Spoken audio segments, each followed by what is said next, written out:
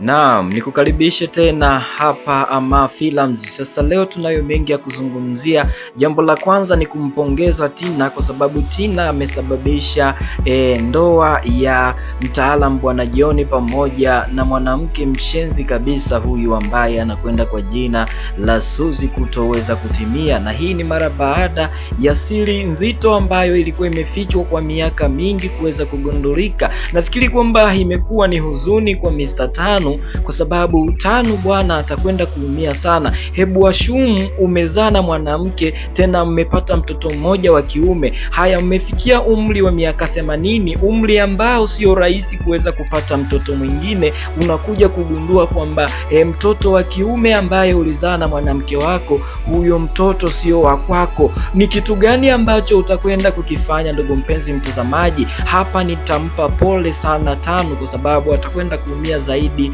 kuliko watu wote hapa. Yani umekaa na kijana, umekaa na mtoto wa kiume ukifikiria kwamba ni mtoto wako, halafu at the end of the day unakuja kugundua kwamba sio mtoto wako wa kumzaa. Ni kipi ambacho utakifanya, ndugu mpenzi mtazamaji? Ni kuombe uweze kusubscribe kwenye channel hii hapa, kwa sababu ukisubscribe utakuwa unaonyesha upendo wako wa dhati kabisa ya kwamba unasapoti kazi ambazo tunazifanya. Naam, tuendelee kuichambua sehemu hii hapa. Bwana, ukijaribu kuangalia ni kwamba Sandra pamoja na kwamba baba yake amekwenda kuumia kwa sababu alimwamini sana mke wake, lakini pia aliamini kwamba John ni mtoto wake. Sandra ukijaribu kuangalia ni kwamba amefurahi japokuwa ameumia kwa upande mwingine, lakini ni lazima afurahi. Unajua ni kwa nini ninasema kwamba Sandra ameweza kufurahia hiki kitu kuweza kutokea? Amefurahia kwa sababu mwanaume wake Mr. John atashindwa kumwoa binti ambaye anaitwa Suzy kutokana na matukio haya ambayo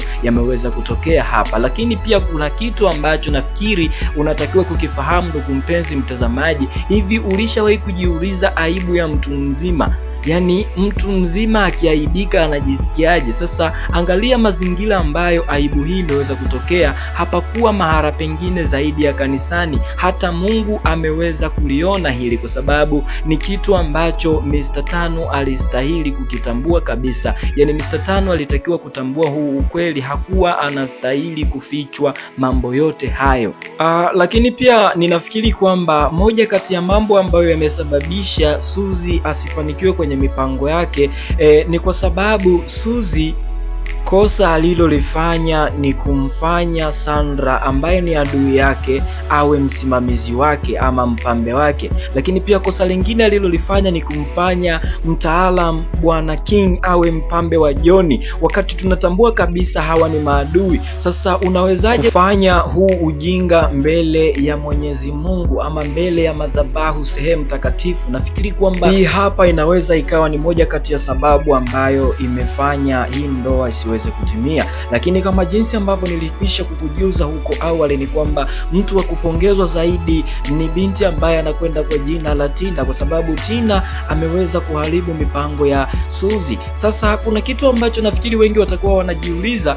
Wengi walitamani kuona Suzy anatibua ile mipango ama anatoa ile siri ya ujauzito ambao Suzy alikuwa nao, yani ule ujauzito wa King. Wengi walikuwa wanatamani kuona, na wengi walifikiri labda hiyo ndo siri ambayo binti ambaye anaitwa Tina alikuwa amepanga kuitoa. Sasa twende tukatazame episodi ya 84, itakwenda kutuambia hii siri itakwenda kufichuliwa ama haitakwenda kufichuliwa. Pamoja na kwamba ndoa imeshindwa kufanyika, hii haina maana ya kwamba John ana haki ama atakuwa na uwezo wa kuishi na Sandra.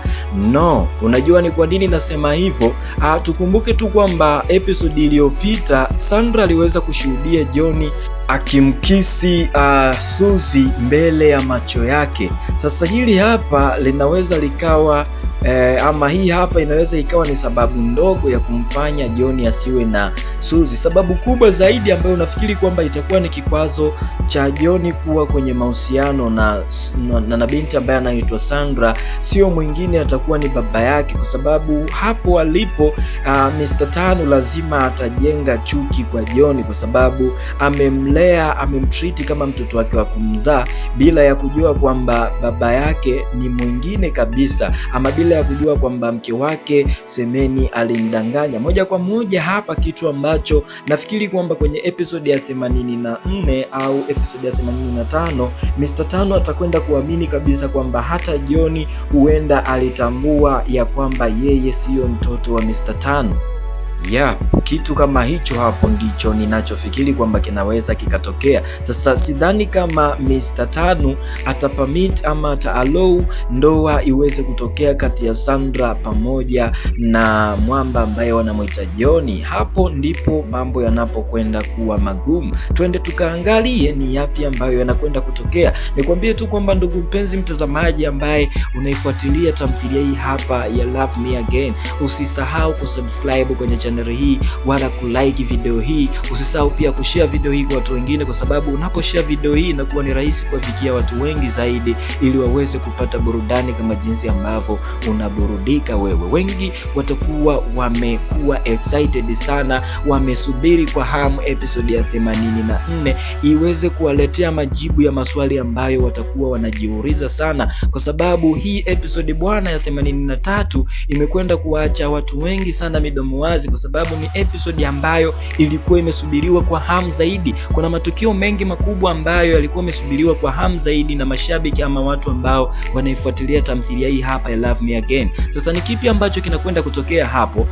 Binti ambaye anaitwa Suzy baada ya kushindwa kuoana na Mr. John atakwenda kurudi kwenye familia ya Mr. Tano, ama moja kwa moja ataenda kwa mama yake mzazi Abigail. Mimi nafikiri kwamba huyu binti kwa kuwa hana aibu na kitu ambacho wanakiangalia hapo ni maslahi ya pesa, lakini pia Suzy nafikiri kwamba ni lazima atarudi kwenye jumba la Mr. Tano, kwa sababu anavyodai yeye ni kwamba kuna kitu alishawahi kushare na mtaalamu bwana John, nikimaanisha kwamba mimba, kwa jinsi ambavyo aliamua kutumia kama fimbo ya kumchapia Mr. John. Sasa hajui kwamba anakwenda kuingia kwenye mtego wa binti ambaye anaitwa Tina. Hapo alipo hajagundua kabisa kwamba Tina yupo hai, ameona kama hallucination fulani hivi, kwa sababu ukijaribu kuangalia matukio yaliyopita ni kwamba aliweza kumuona kwa macho yake, lakini mama yake akamwambia kwamba huenda zitakuwa ni njozi tu za mchana zinamsumbua, bila ya kutambua kwamba yeye Tina ndiye mwenye kuharibu mipango yake yote,